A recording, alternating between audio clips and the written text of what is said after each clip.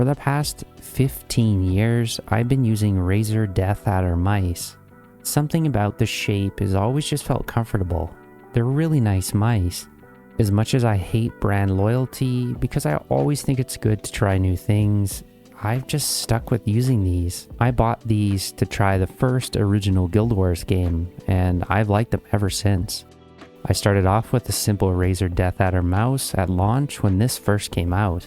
Since then, I've upgraded to the Razer DeathAdder V2 Pro, and this has been my main mouse for a good while now. I wanted to try something unique, and to be honest, I'm just kind of tired of the same design. I wanted to know if I could replace this mouse that I've been stuck using for the past 15 years with something completely different. So out of everything on the market, what did I pick? Well, I wanted to try this. This thing looks incredible. I'm not crazy about plastic mice, I just think they don't hold up over time. So I wanted to see if a metal mouse would be better for me. Let's open this up and take a closer look to see if this mouse can finally replace the Razer DeathAdder for me after 15 years. Without further ado, let's take a closer look at the Gravastar Mercury M1 Pro gaming mouse. So let's just hop right into it.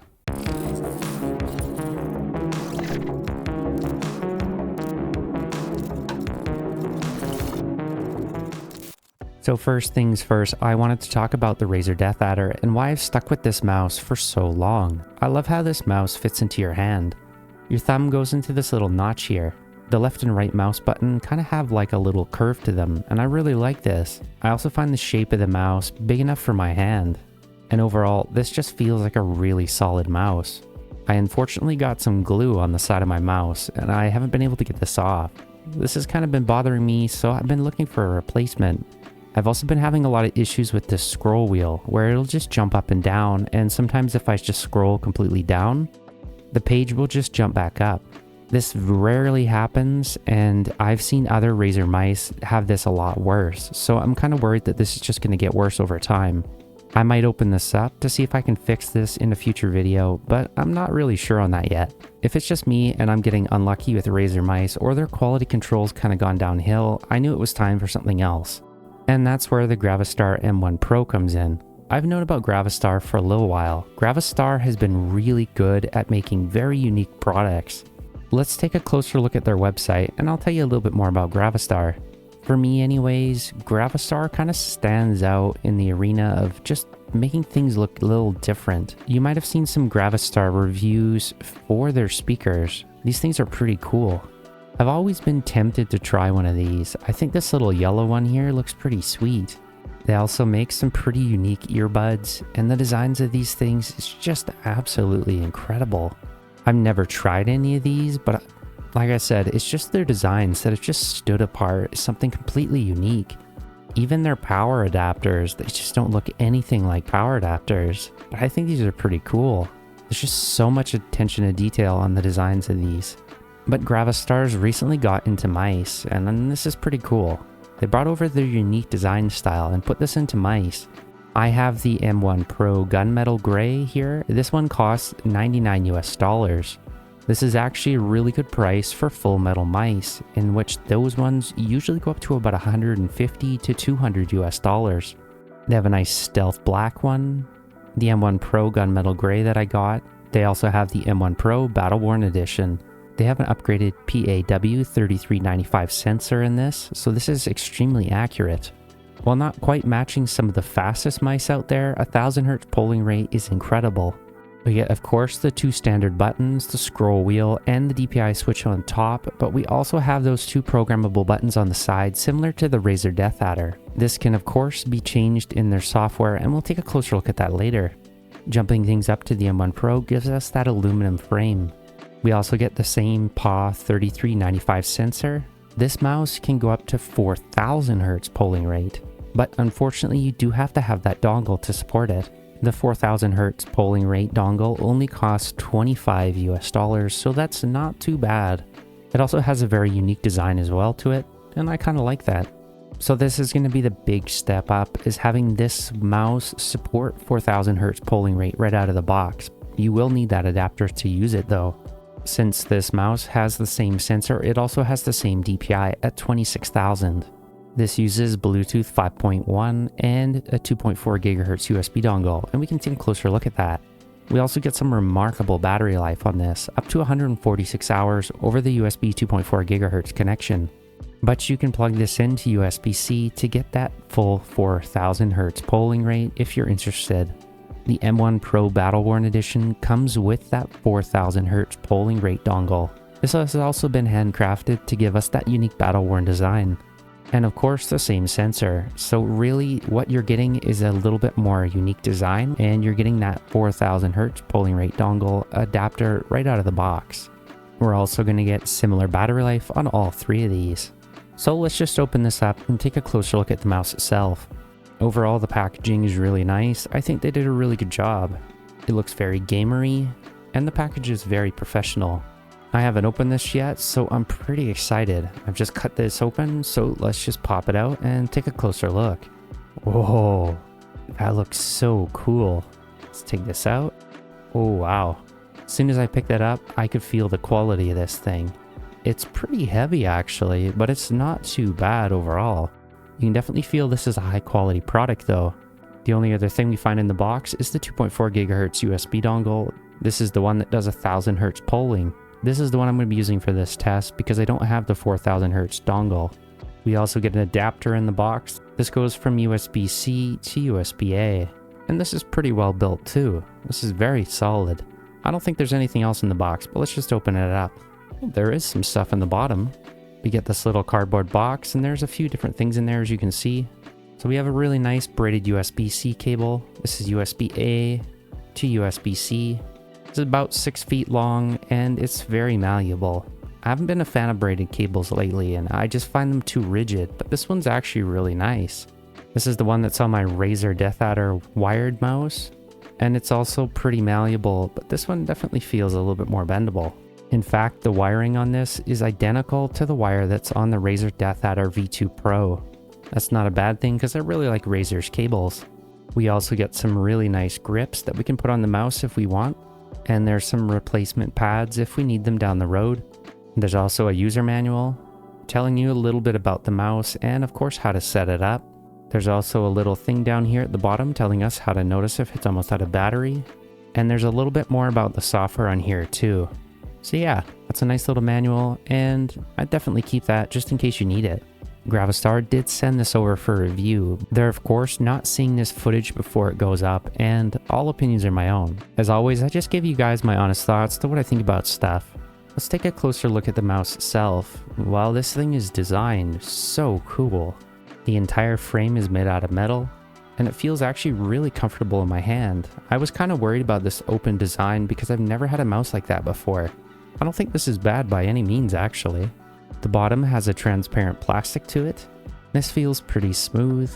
There's a switch on the bottom to turn it on and off, and of course we have the sensor itself. There's a little compartment on the back where you can put that USB dongle if you don't need it. At the front we have the USB-C port. The side is kind of concave, and it makes it much more comfortable to hold. There's also 2 programmable buttons on here, and these are kind of clicky, but I think they're a little quieter than the ones that are on my DeathAdder. On the right side, we still have that same concave design, but there's no extra buttons or anything over here. On the top of the mouse, we have the DPI switch, the left and right mouse buttons, and the scroll wheel itself. And that's all we can see on the top. The mouse wheel has a nice rubber design to it, and it's kind of got like a texture on it as well. It's very smooth as you roll it, and there's a nice hollow click to it when you push it down. You can also see some of the texture on the buttons and the shell itself, and they did a really good job on this too. The DPI switch is on the top as well, and it's pretty clicky. It's not loud enough that it's going to bother me, but it's definitely noticeable. On the inside you can see the mouse shell itself. That's going to have some LED lights in it, and we'll check that out later when we turn it on. So how does this compare to the other mice that I have? Well, I only really have the DeathAdder, and of course the older DeathAdder, but those are very similar in size, so I'm just going to compare it to the V2 Pro that I have here. The M1 comes out to 124.6 millimeters long. The DeathAdder V2 Pro comes out to 130.7 millimeters. So the DeathAdder is only slightly bigger than the M1 Pro, but I don't think that's a bad thing. This has always been a big mouse, and I think this should make this a lot easier to take around. Both feel very comfortable anyways. As far as the weight goes on these two mice, the Razer DeathAdder V2 Pro comes out to 85 grams. With the metal frame on the M1 Pro, shockingly these are pretty close in weight. This only comes out to 87 grams, so these are only 2 grams away from each other. In fact, I wonder if that's why these feel so similar, it's just the weight. Having been used to this mouse for so long, having only 2 grams between them, this should make picking up this mouse pretty easy. Let's talk about the build quality a little bit more. Most of the device is made of metal, and so there's not much plastic to be found.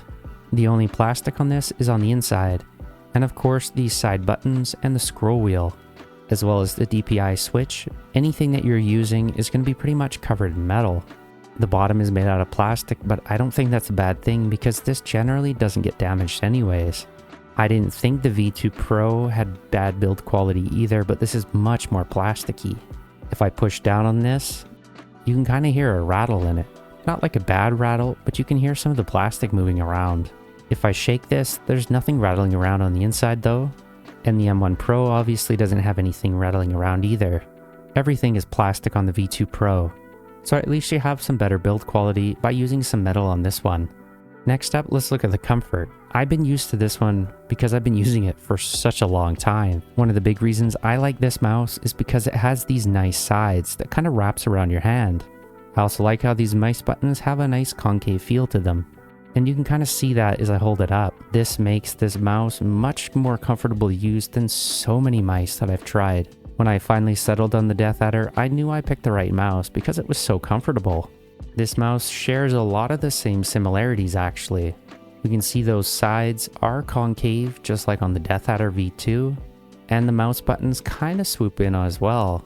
It's almost like they took the design of the DeathAdder and just made it ever so slightly smaller. They got rid of the extreme flare on the DeathAdder buttons and added some better design to it. I actually really like this design on the sides as well because that's kind of where your finger's going to sit, and it makes it more comfortable to hold on to. Whereas opposed to the DeathAdder where your finger's kind of sitting on these buttons. The buttons on the M1 Pro are a little smaller, but since they're up higher, your finger doesn't sit on them. The edge of the mouse button here has a little bit of a flare too, and that kind of stops your finger from sliding off. This is actually noticeable on both sides. It's kind of just got like a little rim around the outside. So these are clicky buttons, but I don't think that they're clicky enough to bother anybody. This is just pretty much just standard mouse click. They're audible, but they're not obnoxiously loud. This was something that I liked on the Razer as well. These feel more hollow though, and you can kind of hear the plastic moving around as you press this, whereas this just feels absolutely solid. Let me show you what all these buttons sound like. Let's do a quick sound test. I'm going to jump between these two mice, so I'm going to show you one button on the Razer, then I'm going to go over to the M1 Pro, and we're just going to go back and forth, and I'll compare what these two sound like that way.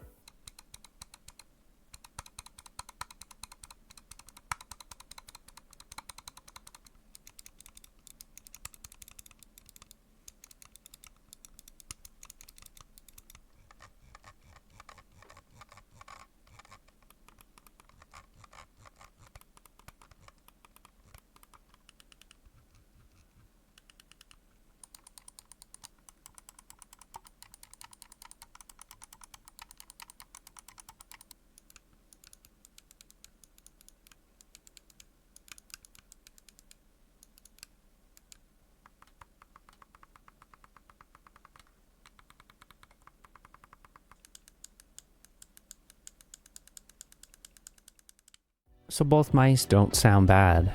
I think the M1 feels more refined overall on the buttons and everything else. The Razer feels a little loose on these buttons. Not bad obviously, but still something to take note of. It also sounds slightly more hollow. The only thing that I notice about the M1 is this DPI switch is a little bit more loud than the ones on the Razer. So I plugged in the mouse, let's turn it on and see what it looks like. On the bottom, there's a little switch that shows wireless, there's the power, then there's Bluetooth. So let's just swap this over to the 2.4 GHz dongle. Not usually all about RGB lights and stuff, but I think they did a really good job having this look kind of cool, but keeping it somewhat minimalistic. If you know me, you know what color I'm going to set this to. I'm probably just going to set this to red, so it's just a subtle glow. Heading over to the Gravastar website, let's scroll down. At the bottom under the support page, you're going to see software download, so let's click that. And it's going to come up with the software for Mercury mice. Just go ahead, click download. It's going to take you to their Google Drive. Just go ahead and download that. So instantly on booting this up, it recognized the mouse. So it just wants us to click on it. Let's give it a try. On the main page, we have the mouse information and everything else that we can adjust. On the second page, we have the DPI settings. I like mine on 3200, so I'm going to set it to that. I gotta be honest, there's a lot of things on here that I have no idea what they are. Ripple control, angle snapping. I'm just gonna leave it as is, but I might play with some of these settings later. So you can record macros the same way they do in Razer, which is pretty cool. I like using Razer's macros, especially for Warframe, and I'll show you why. Yeah, so I'm gonna leave these macros for now, but I'm gonna set them up and I'm gonna show you how they work later. Second last page is the lighting. I'm just going to use single color breathing and I'm just going to set this to red. You can also shut the lights off when moving the mouse. This is likely to help on battery life, so you could turn that on if you wanted. Looks like there's a spelling mistake here too, but I'm sure that'll be fixed with future updates.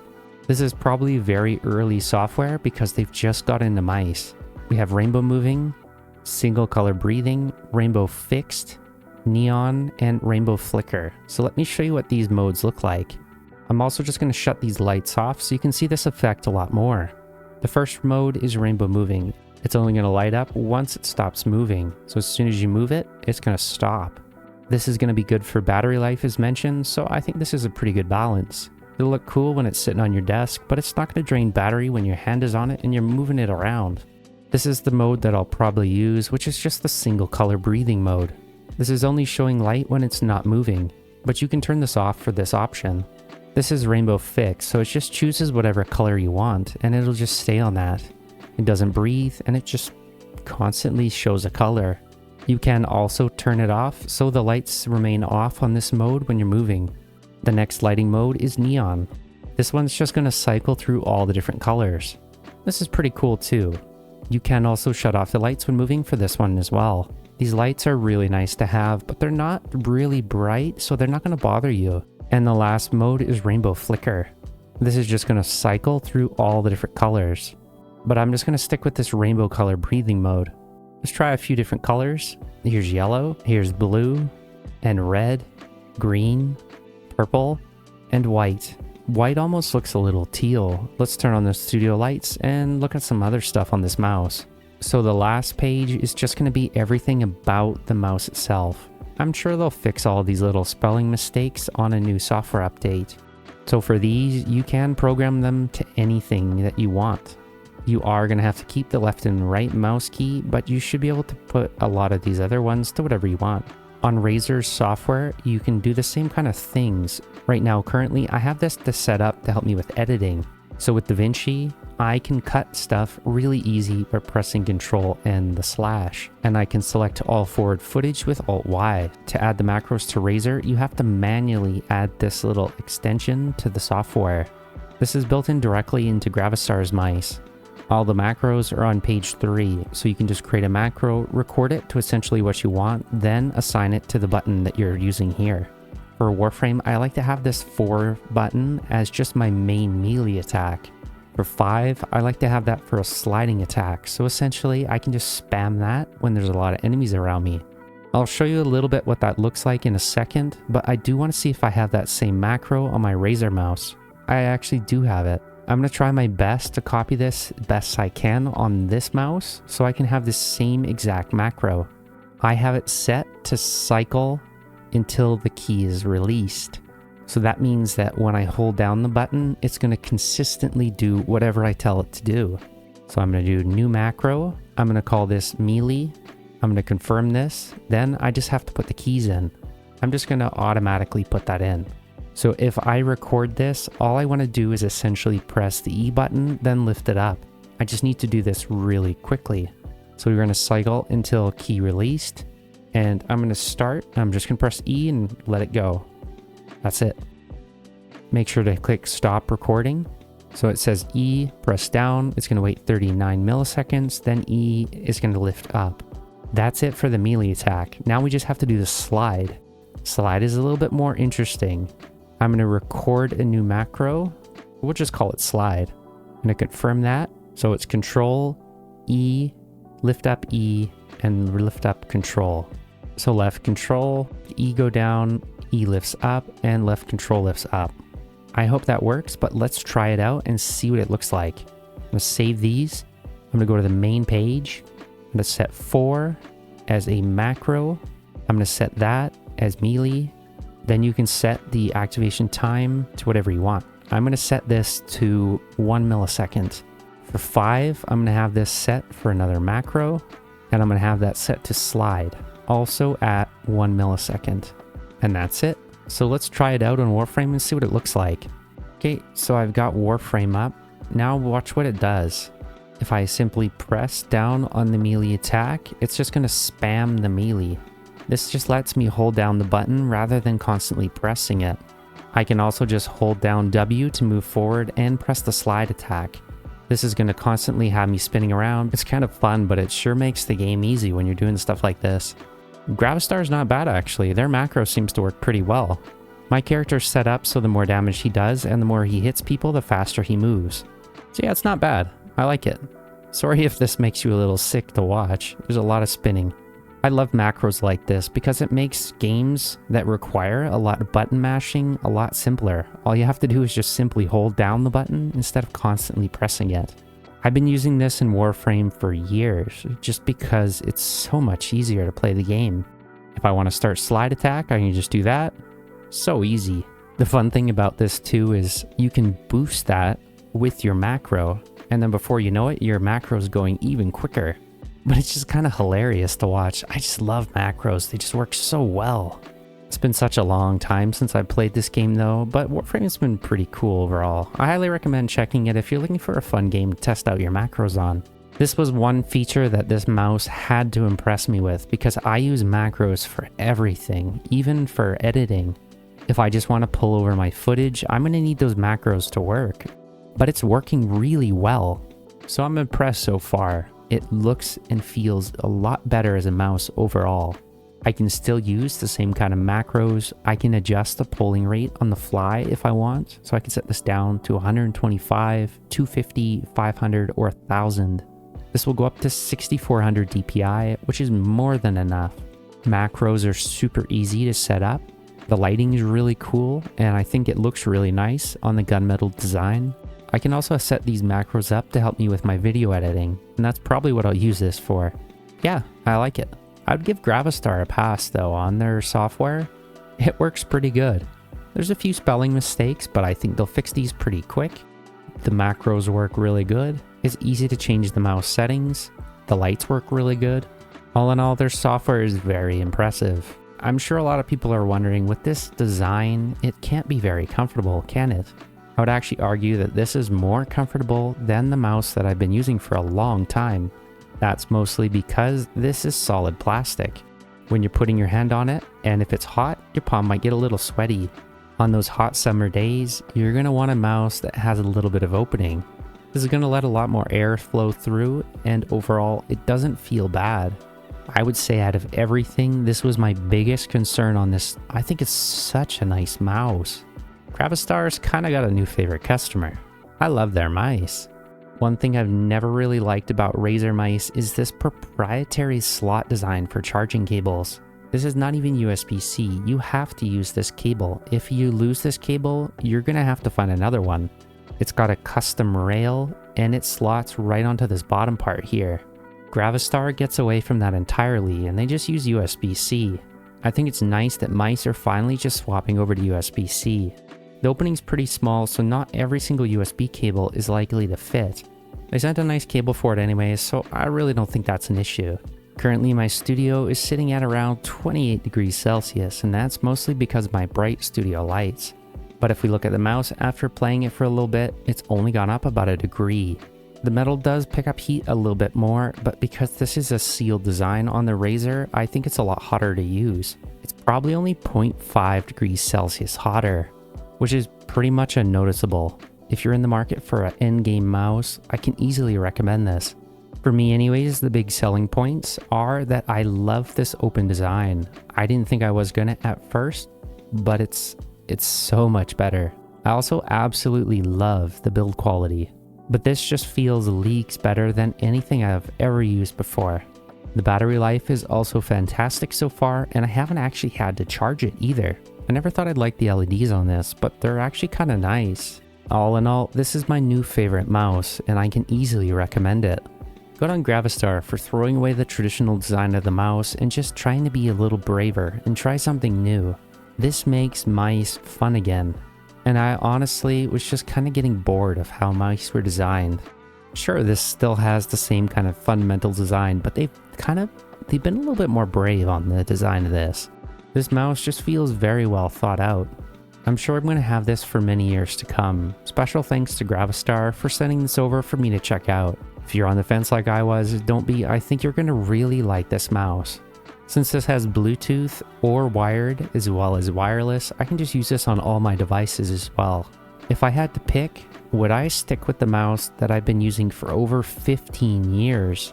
Or would I take a leap and try this mouse as my full-time mouse? Well, I think I have a new favorite mouse, and I think you will too if you give this one a try. Make sure to let me know what you think of this mouse in the comments below. If you have it, I'd be really interested to see what your experience has been with it so far.